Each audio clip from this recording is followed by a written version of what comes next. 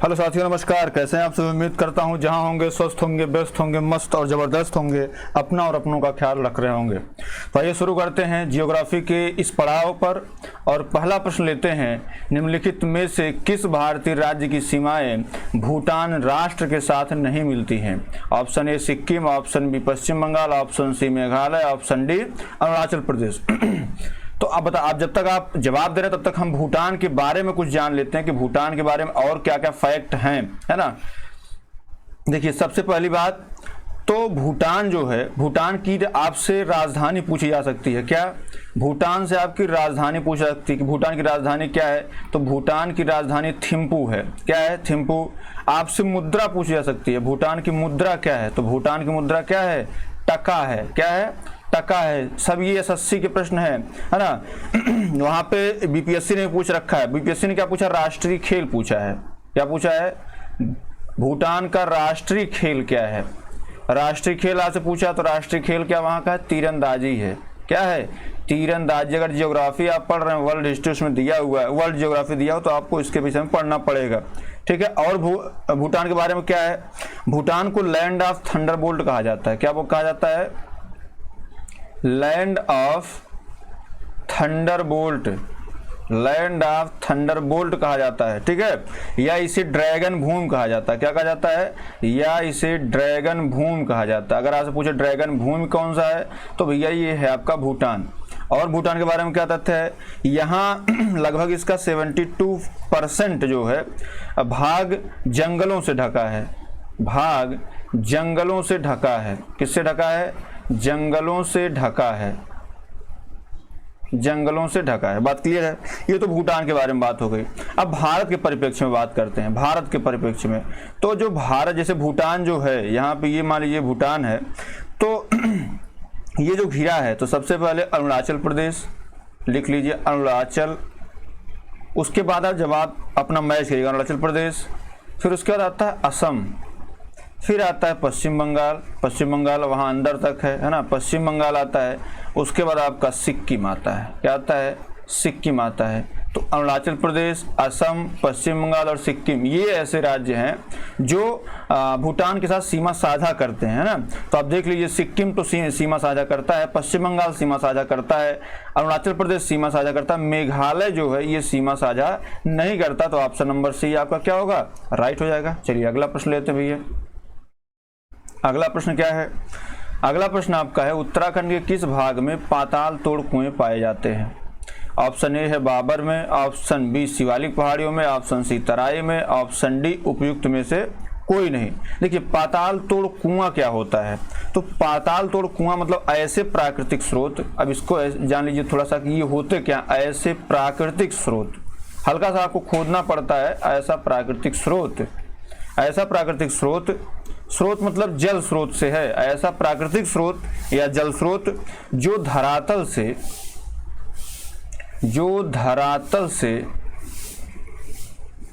से स्वतः जल प्रकट करते हैं। स्वतः जल प्रकट करते हैं। ठीक है, स्वतः जल प्रकट करते हैं। और ये केवल उत्तराखंड ही नहीं, भारत के तराई क्षेत्र में पाया जाता है। कहाँ पे?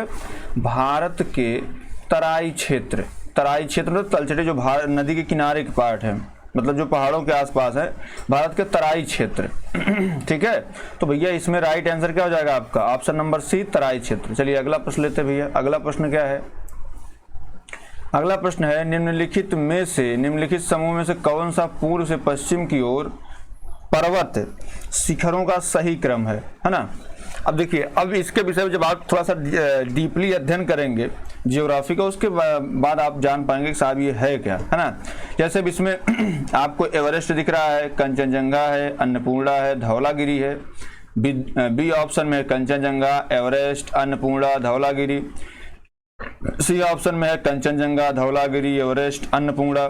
डी ऑप्शन में है एवरेस्ट, अन्नपूर्णा, कंचनजंगा, धौलागिरी। देखिए, ये ऑप्शन आपको दे दिए गए हैं। आपको ये भी पता है कि जो माउंट एवरेस्ट है वो सबसे ऊंचा है, विश्व सबसे ऊंची चोटी है। 8,848 जो है इसकी ऊंचाई है मीटर, और ये नेपाल और तिब्बत की सीमा पर अवस्थित है ना। ऐसे प्रश्न है। लेकिन अगर मैं आपको ऐसे डिस्कस करूं, जैसे इधर पड़ता है पश्चिम और इधर पड़ता है आपका पूर्व, यही तो बात है ना, इधर पड़ता है पश्चिम, इधर पड़ता है पूर्व। तो यहाँ सबसे पहले आप धौलागिरी देख लीजिए, जैसे जो पूर्व है, इस सबसे पश्चिम में कौन है, धौलागिरी है, ये भी क्लियर है। धौलागिरी जो है ये सबसे पूर्व में है, एक बात समझिए। तो सबसे पश्चिम में है धौलागिरी, क्या है, तो यहाँ भी धौलागिरी है, यहाँ भी धौलागिरी है और यहाँ भी, मतलब ऑप्शन सी आपका क्या कट हो गया पहली बार। इसके बाद आता है अन्नपूर्णा, क्या आता है, अन्नपूर्णा आता है। इसके बाद आता है अन्नपूर्णा, आपका धौलागिरी के बाद अन्नपूर्णा आता है। ऑप्शन मैच करिए, धौलागिरी के बाद अन्नपूर्णा, यहाँ पे कंचनजंगा आया, मतलब ये भी गलत हो गया, अन्नपूर्णा आया, ये सही है, अभी ये सही चल रहा है।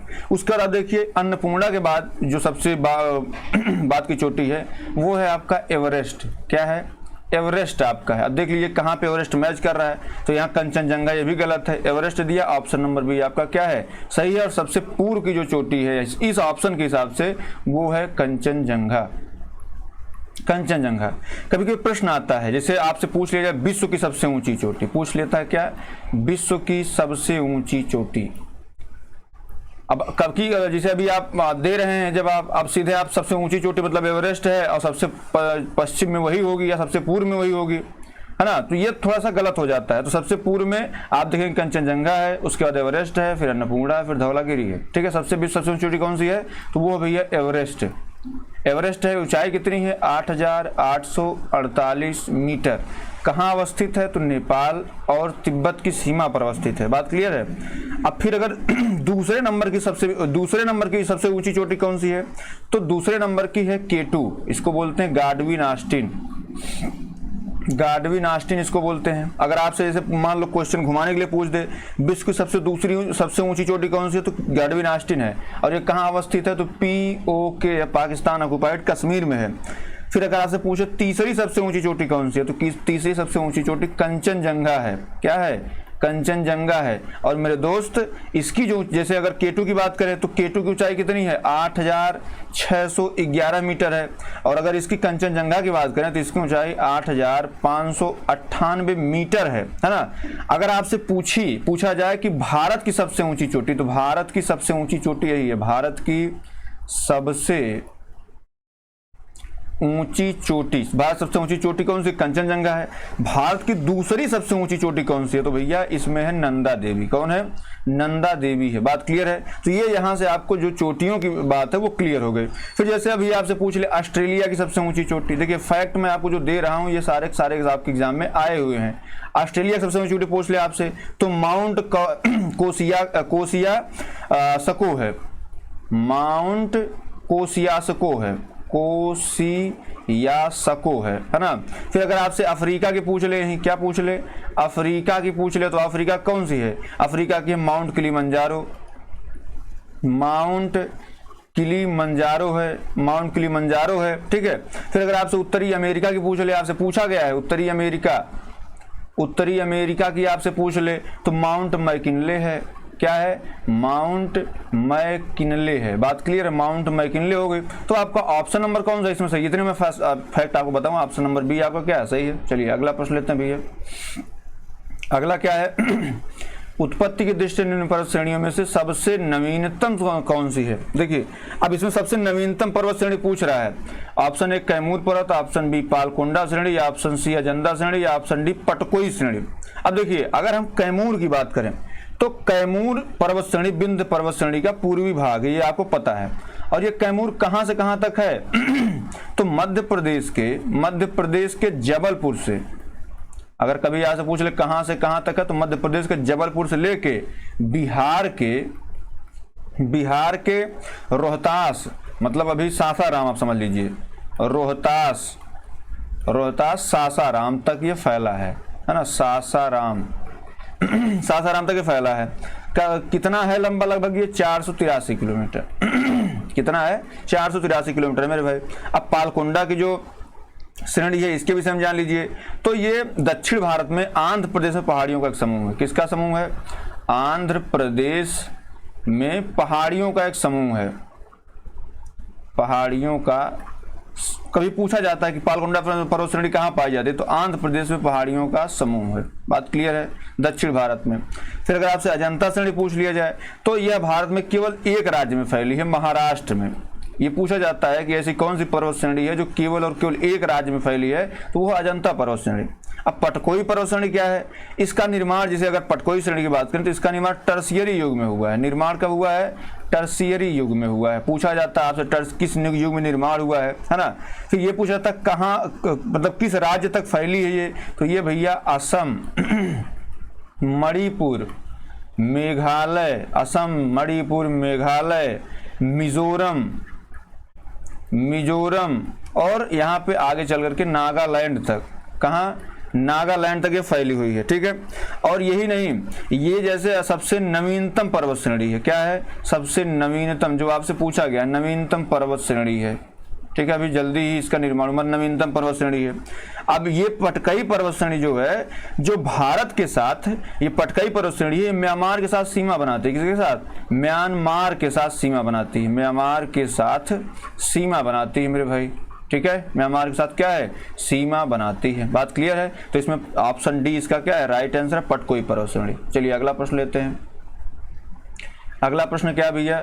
अगला प्रश्न है, भारत के अतिरिक्त प्रायद्वीपीय पर्वत निर्मित हुए नियोजोइक महाकल्प में, पेलियोजोइक महाकल्प में, मेसोजोइक महाकल्प में, सेनोजोइक महाकल्प में। ये बीपीएससी में 4 बार प्रश्न आ चुका है, तो हमने सोचा आपको भी इससे परिचित करा ही देते हैं, ठीक है। चलिए, अगर हम किसकी बात करें, जैसे अगर हम नियोजोइक की बात करें, किसकी बात करें? अगर हम नियोजोइक की बात करें मेरे भाई, तो नियोजोइक जो है ये दो कालखंडों में बटा हुआ है। एक अत्यंत नूतन, एक होता है अत्यंत नूतन कालखंड इसका है, और एक है नूतनतम, एकदम नवीनतम, है ना। अत्यंत नूतन और नवीनतम, ये 2 कालखंडों में विभाजित किया गया नियोजोइक को। पेलियोजोइक की बात करें तो पेलियोजोइक जो है ये पुराजीवी इसको बोलते हैं। क्या बोलते हैं? इसको हम बोलते हैं पुराजीवी, है। ये पुराजीवी है। लगभग ये जो इसका अगर देखा जाए तो 500 बिलियन वर्ष पूर्व शुरू हुआ था और 251 मिलियन वर्ष पूर्व ये खत्म हो गया, ठीक है। तो परिवर्तन के जो पृथ्वी पर परिवर्तन का एक शानदार समय इसको माना जाता है। यह युग एक महाद्वीप के टूटने और दूसरे के निर्माण से शुरू हुआ। जो पेलियोजोइक है ये एक महाद्वीप के टूटने और दूसरे के निर्माण से शुरू हुआ था। बात क्लियर है? फिर आ जाइए मेसोजोइक पे। मेसोजोइक क्या बोलते हैं? इसको मध्यजीवी बोलते हैं। क्या बोलते हैं? इसको मध्यजीवी बोलते हैं। यह सरीसृप और शंकुधर वृक्ष, जो सरीसृपों और शंकुधर वृक्ष, सरीसृपों और शंकुधर वृक्ष का युग भी कहा जाता है। प्रश्न आया है, का युग भी कहा जाता है, भी कहा जाता है। अब आ जाता है सेनोजोइक। सेनोजोई जो है ये बिल्कुल नूतन जीवी है। क्या है? नूतन जीवी है, एकदम बिल्कुल नया है। यह स्तनधारियों के महाकल्प के रूप में जाना जाता है। किसके? स्तनधारियों के महाकल्प, स्तनधारियों के महाकल्प के रूप में जाना जाता है, क्योंकि ये सबसे बड़े जानवरों के जो सबसे बड़े जानवरों के स्तनपायी जीव होते हैं, ठीक है। इसका जो देखा जाए तो ये 65 मिलियन वर्ष पूर्व, 65 मिलियन वर्ष पूर्व जो है ये डायनासोर के विलुप्त होने के बाद स्तनधारी स्वयं अस्तित्व में आए थे। अब इसी के टाइम अगर पूछा जाए डायनासोर कब विलुप्त हुआ, तो डायनासोर जो है ये इन्हीं के टाइम विलुप्त हुआ। डायनासोर के विलुप्त होने के बाद स्तनपायी उसमें आया। तो ये जो है इसका जो राइट आंसर हो जाएगा मेरे भाई, ये हो जाएगा आपका प्रायद्वीपीय पर्वत जो निर्मित हुए थे वो पेलियोजोइक महाकल्प में निर्मित हुए थे। बात क्लियर है? चलिए अगला प्रश्न लेते हैं भैया। अगला प्रश्न क्या है? केप कमोरिन, निम्नलिखित में से केप कमोरिन, ये केप कमोरिन बड़ा फेमस नाम है कि इनके नाम से भी जाना जाता है। तो गुजरात, कश्मीर, मिजोरम, कन्याकुमारी, बताओ भैया इसमें कौन किसके नाम से? सबसे पहले आप जान लीजिए कि कमोरिन पूछा जाता है कहाँ अवस्थित है, ठीक है। तो बंगाल की खाड़ी में अवस्थित। तो पहले जान लीजिए बंगाल की खाड़ी में बंगाल की खाड़ी में अवस्थित,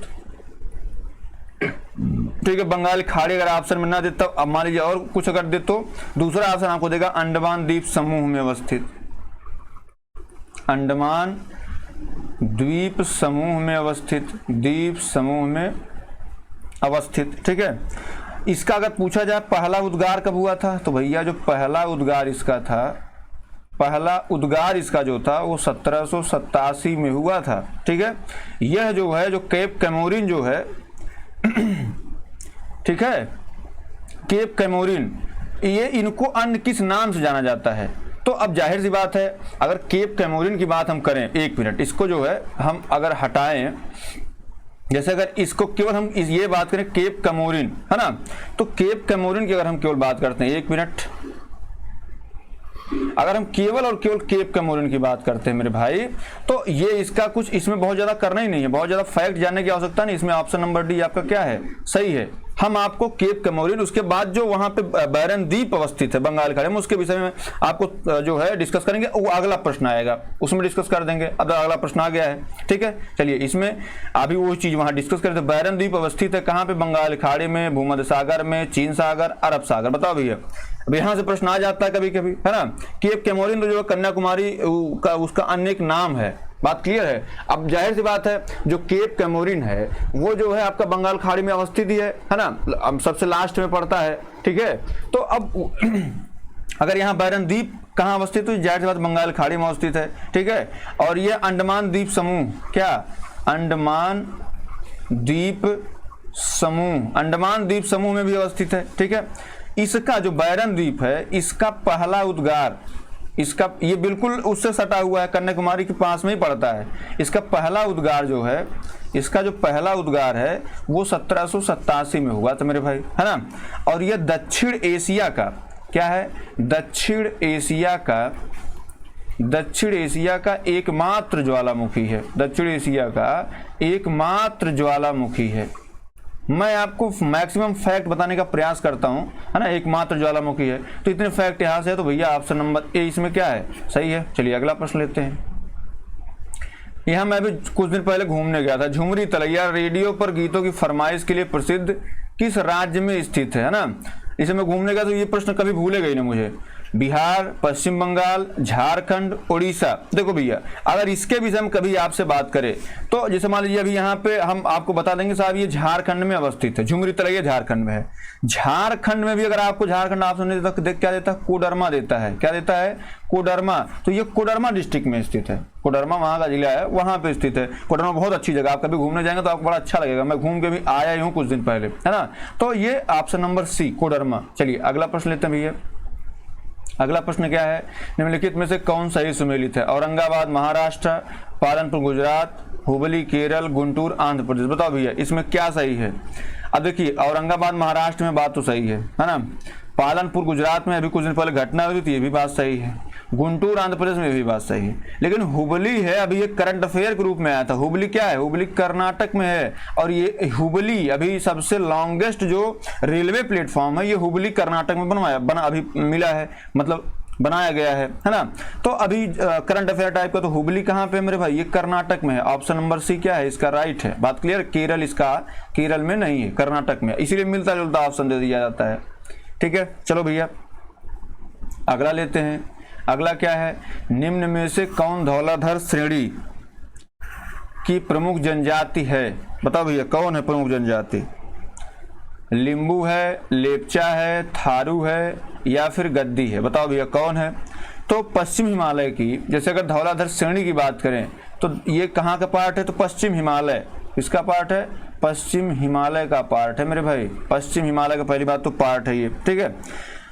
दूसरी बात हिमाचल प्रदेश में ये पाया जाता है। दक्षिण धौलाधर श्रेणी कहाँ पाई जाती है, हिमाचल प्रदेश में पाई जाती है। कहाँ पे, हिमाचल प्रदेश में पाई जाती है, हिमाचल प्रदेश में पाई जाती है। और यहाँ पर जो है अगर देखा जाए तो यहाँ पर जैसे अगर बात करें कौन सी ज्यादा मात्रा में है ना, तो यहाँ पे जो है आपका जैसे लिंबू और चंबा ये भी पाए जाते हैं। लेकिन अगर यहाँ पे ये जो धौलाधर श्रेणी की प्रमुख जनजाति कौन सी है, तो वो हो जाती है आपकी गद्दी। कौन हो जाती है, आपकी गद्दी हो जाती है, ठीक है। अब देखिए ये कहाँ से, कांगड़ा से लेके चंबा तक फैली हुई है। कांगड़ा से लेके, जैसे हिमाचल प्रदेश है ना, अभी कांगड़ा की चाय अभी कुछ दिन पहले फेमस हुई थी, तो कांगड़ा जिले से लेकर के और ये कहाँ तक फैली है, चंबा तक फैली, हिमाचल प्रदेश के चंबा तक फैली है। बात क्लियर है। तो जैसे अभी यहाँ पे आया लिंबू जनजाति, तो लिंबू और लेप्चा ये कहाँ की जनजाति है, तो सिक्किम की जनजाति है। बात क्लियर है, सिक्किम की जनजाति लिंबू और लेप्चा। थारू जनजाति कहाँ पाई जाती है, तो भैया थारू की बात करें तो ये उत्तर प्रदेश, उत्तराखंड, उत्तर प्रदेश, उत्तराखंड, बिहार। या फिर अगर ये कह दें तो ये तराई क्षेत्र में पाई जाती है। कहाँ? तराई क्षेत्र में पाई जाती है। अगर हम इसकी थारू की बात करें तो ये दीपावली को शोक के रूप में मनाती है। दीपावली को शोक के रूप में मनाती है। बात क्लियर है? मनाती है, दीपावली को शोक के रूप में मनाती है। ठीक है, तो आपका ऑप्शन इसमें ऑप्शन नंबर डी आपका सही हो जाएगा। चलिए अगला लेते हैं। अगला क्या भी निम्नलिखित में से कौन सा एक सुमेलित नहीं है? बिहू असम, कथकली केरल, भरतनाट्यम तमिलनाडु, डफ उत्तर प्रदेश। बताओ भैया इसमें क्या सही नहीं है? देखिए अगर बात करें बिहू, तो बिहू तो जाहिर सी बात है, जैसे अगर बिहू हो गया, फिर यहीं पे अगर हम बात कर लें बिछुआ, अगर आपसे आ जाए क्या बिछुआ आ जाए, या फिर आपका नागा नृत्य कभी कभी देता है। क्या? नागा नृत्य, तो लोग नागा नृत्य नागालैंड मार देते हैं, जबकि है क्या असम। तो ये तो राइट ऑप्शन है। कथकली केरल में है, बात ये भी सही है। कथकली जैसे फिर यहाँ से ओट्टम हो जाए, जैसे आपसे पूछ ले ओट्टम तो केरल, उसके बाद आपसे पूछ ले मोहिनी अट्टम। मोहिनी अट्टम अगर आपसे पूछ ले तो ये भी क्या एक शास्त्रीय नृत्य है, पहली बात तो ये भी यहीं पे है। फिर आपसे पूछ ले काली अट्टम, क्या पूछ ले? काली अट्टम। काली अट्टम अगर आपसे पूछ ले तो ये भी आपको कहाँ पे है? केरल में ही है ना। तो ये भरतनाट्यम पे आ जाते हैं। भरतनाट्यम कहाँ पे भैया? तो भरतनाट्यम आपका तमिलनाडु, ये भी सही है। ठीक है, अब डफ की बात करें तो डफ कहाँ पे है? तो भैया ये यहाँ का नहीं, ये पंजाब का है। कहाँ का है? पंजाब का है। जैसे डफ हो गया, आपका धमान हो गया, फिर भांगड़ा हो गया, क्या भांगड़ा हो गया, फिर आपका गिद्धा हो गया, ये सारे के सारे कहाँ पे हैं? ये पंजाब के हैं। बात क्लियर है? अब ऑप्शन में आपको उत्तर प्रदेश भी आया है। उत्तर प्रदेश में क्या क्या होता है मेरे भाई? यहाँ पे होती है रास लीला। क्या होती है? रास लीला होती है। यहाँ पे नौटंकी होती है। क्या होती है? नौटंकी। फिर यहाँ का कजरी है, मिर्जापुर क्षेत्र में गाया जाता है, बहुत अच्छा फेमस है। फिर यहाँ का जद्दा, फिर यहाँ का चाचरी, ठीक है, और फिर उसके बाद चैता यहाँ पे गाया जाता है, बलिया के जो क्षेत्र है ना। तो यहाँ पे ये सही हो जाता है। इसमें अगर आप देखा जाए तो राइट आंसर क्या है? डी ऑप्शन है। ठीक है, चलिए आगे बढ़ते हैं। आगे क्या भैया? भारत में यारलुंग जंगबो नदी को किस नाम से जाना जाता है? अब ये नया प्रश्न आपके सामने है ना। अगर आप उम्मीद कर रहे हैं कि आपको नया प्रश्न मिले तो आप बिल्कुल इसको चैनल को लाइक शेयर सब्सक्राइब कर लीजिए। आपको नए प्रश्न, नए जवाब आपको मिलते रहेंगे। तो गंगा नदी, सिंधु नदी, महानदी या ब्रह्मपुत्र नदी। ठीक है, तो भैया देखो अगर हम गंगा की बात करें तो गंगा जो है आपका निकलती है गोमुख हिमानी से, है ना। तो गंगोत्री से निकलती है, तो वहां से तो जाहिर सी बात इसका नाम वो नहीं है। सिंधु नदी, इसका नाम भी नहीं है ना। क्यों? क्योंकि जैसे सिंधु हो गई, सिंधु, सतलज और ब्रह्मपुत्र, जैसे ये निकलती कहाँ से? अमरकंटक से।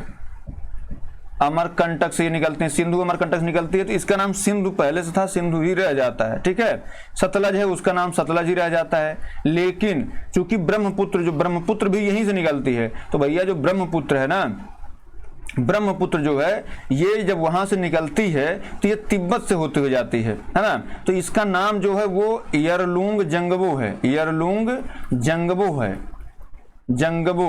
बात क्लियर? यारलुंग जंगबो है। ये ब्रह्मपुत्र नदी के नाम से जानी जाती है। लेकिन ये कहां से? तो पश्चिम तिब्बत के ओगसी ग्लेशियर से निकलती है। पश्चिम तिब्बत के निकलती कहां से? अमरकंटक। पश्चिम तिब्बत के ओगसी ग्लेशियर, क्या?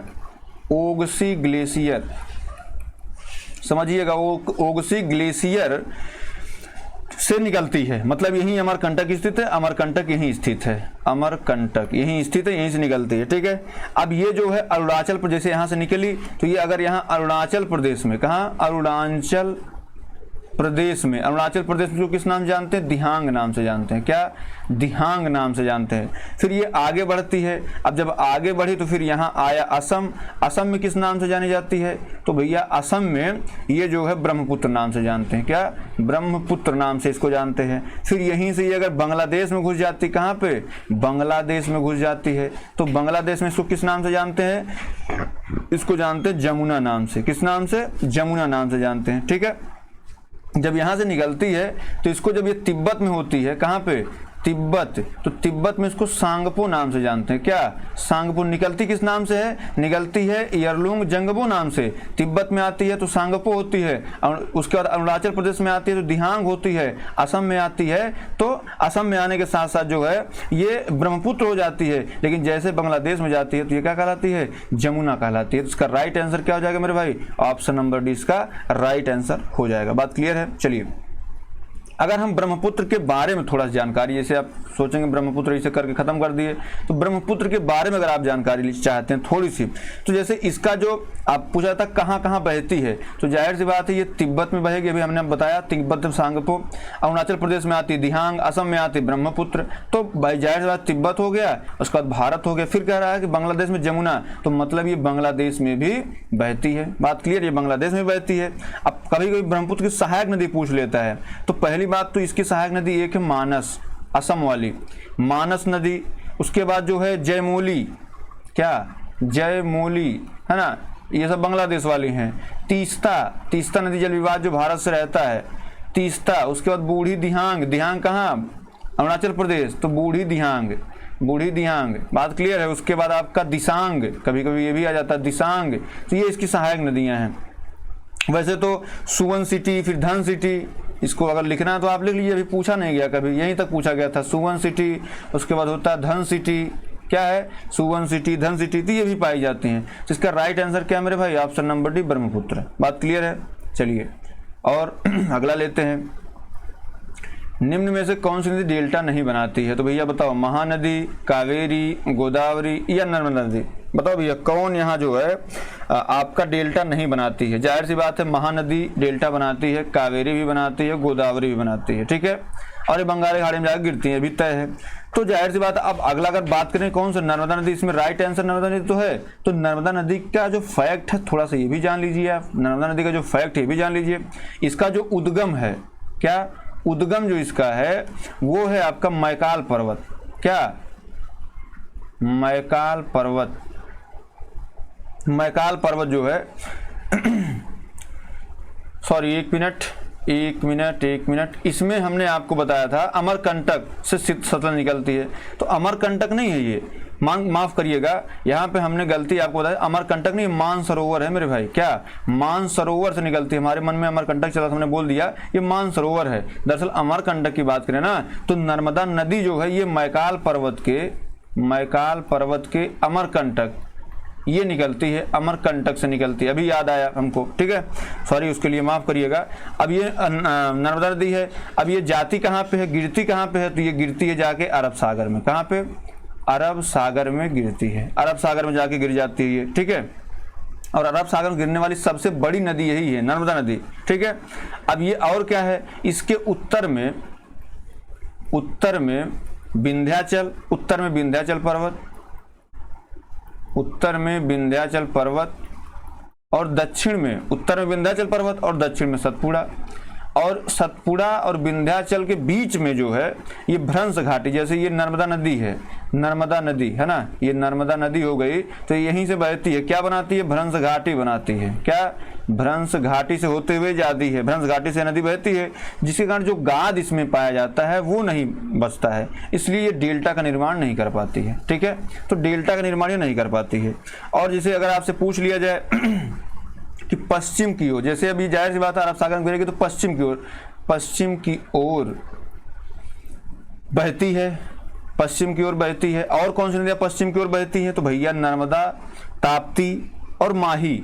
नर्मदा हमने पढ़ लिया, तो आप और जान लीजिए ताप्ती, नर्मदा, ताप्ती और माही, ये तीन नदियां ऐसी हैं जो अरब सागर में जो पश्चिम की दिशा में बहती हैं, ठीक है।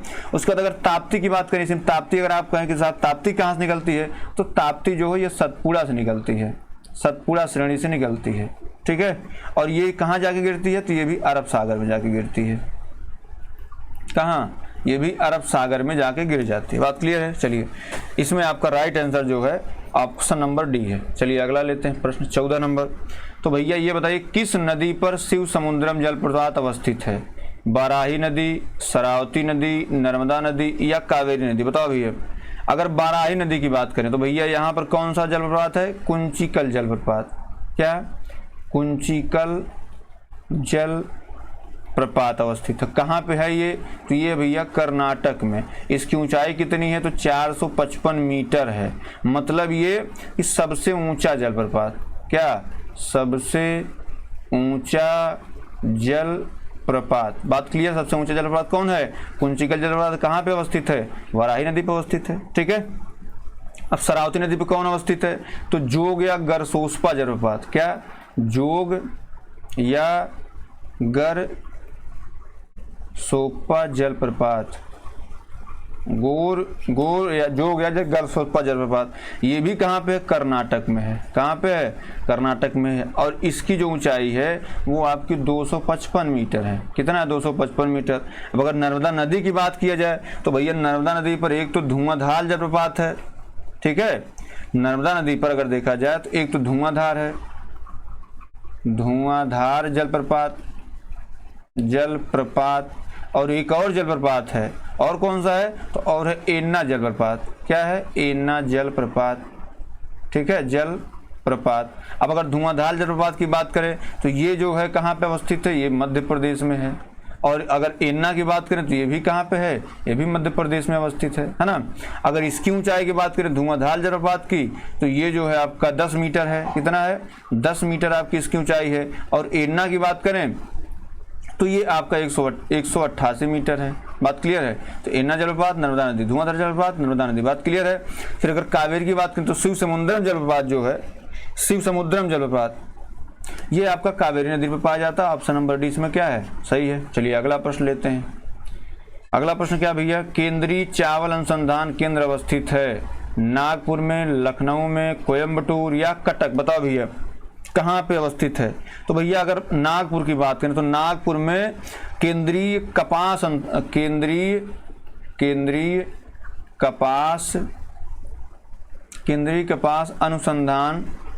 अनुसंधान केंद्र अवस्थित है। केंद्रीय कपास अनुसंधान कहाँ है? तो नागपुर में। बात क्लियर है?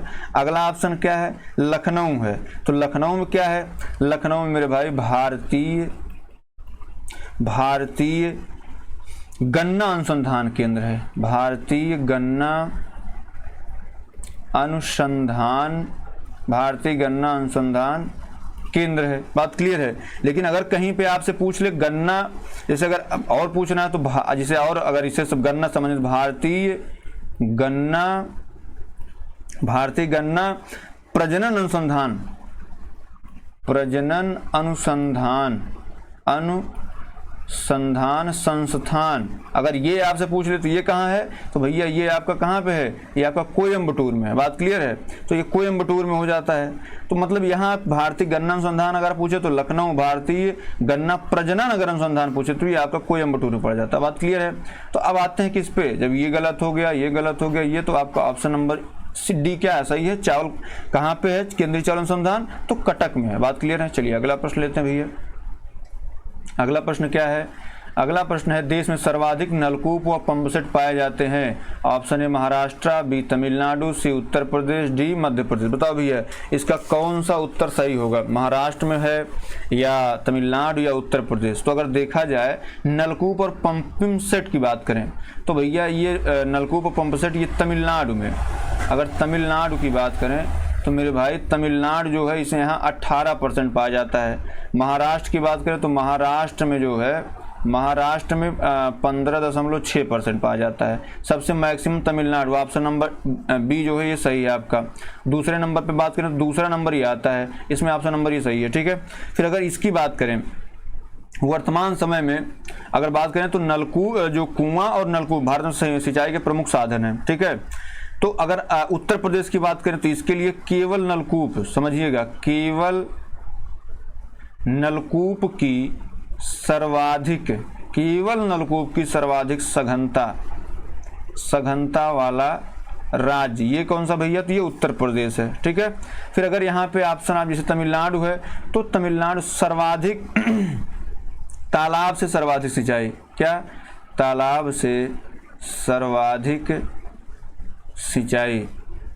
से सर्वाधिक सिंचाई होती है। ठीक है। नलकूप तो ये तालाब सर्वाधिक सिंचाई भी तमिलनाडु से होती है। तो भैया ऑप्शन नंबर 20 का क्या राइट है। चलिए अगला प्रश्न लेते हैं 17 नंबर। बताओ भैया भारत में बॉक्साइट उत्पादन सर्वाधिक कहाँ होता है? उड़ीसा में होता है, गुजरात में होता है, झारखंड में होता है, राजस्थान में होता है। बताओ भैया कहाँ पे होता है? सबसे पहले बॉक्साइट किसका अयस्क है? अगर पूछ ले आपसे कि बॉक्साइट किसका अयस्क है तो ये किसका अयस्क है? एल्यूमिनियम का, एल्यूमिनियम का अयस्क है। इसके बारे में जान लीजिए। अगर आपसे पूछ रहा सर्वाधिक उत्पादन, क्या पूछ रहा है? सर्वाधिक उत्पादन अगर आपसे पूछ रहा है तो पहले नंबर, दूसरे नंबर, तीसरे नंबर, ये हमको याद करना होता है। तो पहले नंबर कौन होता है? उड़ीसा। कौन है? उड़ीसा। कितना परसेंट? 42% अकेले। उसके बाद क्या आता है? उसके बाद नंबर आता है गुजरात का, उसके बाद नंबर आता है झारखंड का। बात क्लियर है? उसके बाद नंबर झारखंड का आता है। इतनी बात क्लियर है? तो यहाँ पे आपका ऑप्शन ये भी गलत हो गया, ऑप्शन ये भी गलत। सबसे ज़्यादा कहाँ पे है? उड़ीसा में। ऑप्शन ए सही। राजस्थान में अभ्रक पाया जाता है। इसके विषय में चर्चा करेंगे। ठीक है, चलिए साहब अगला प्रश्न लेते हैं। अगला प्रश्न क्या भैया? भिलाई इस्पात संयंत्र की स्थापना किसकी सहायता ली गई थी? पश्चिम जर्मनी, ब्रिटेन, फ्रांस, सोवियत संघ वही है ना? तो भैया अगर देखा जाए तो अगर जर्मनी की बात करें, जब यहाँ जर्मनी की बात है तो पश्चिमी जर्मनी से अगर बात करें तो हिंदुस्तान स्टील लिमिटेड, क्या? हिंदुस्तान स्टील लिमिटेड इसकी स्थापना जो है ये 1959 में इसकी स्थापना हुई थी। कहाँ पे हुई थी? राउरकेला उड़ीसा में हुई थी। किसके सहयोग से? तो पश्चिम जर्मनी के सहयोग से। अगर हम ब्रिटेन की बात करें, किसकी बात करें? अगर हम ब्रिटेन की बात करें तो मेरे दोस्त, मेरे भाई, ब्रिटेन की सहायता से हिंदुस्तान स्टील लिमिटेड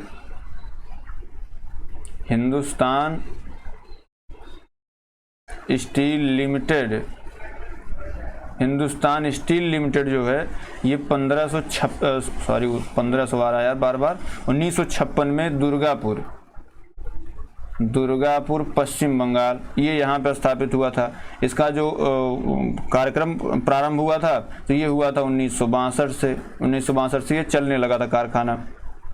ठीक है, फिर अगर हम बात करें कि जो है तो भिलाई कहाँ से आया? तो फ्रांस से है या सोवियत संघ रूस से है?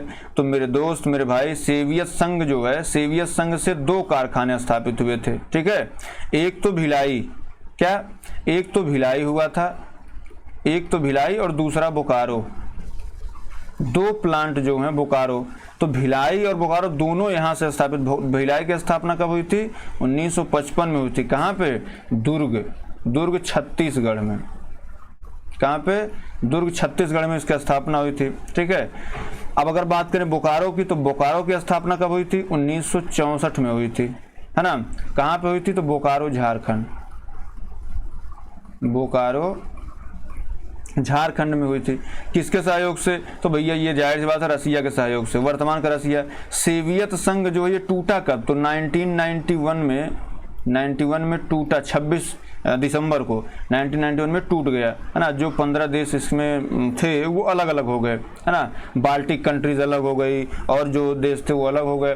तो बेसिकली जैसे अभी यूक्रेन रसिया के युद्ध चल रहा है, बेसिकली कारण वही है कि सबसे पहले सब एक में थे, अब अलग अलग हो गए हैं। अभी जब कभी सोवियत संघ आएगा संविधान में या इतिहास, वो हम आपको इसका डिस्क्राइब अच्छे से कर देंगे। तो इसका राइट आंसर क्या है?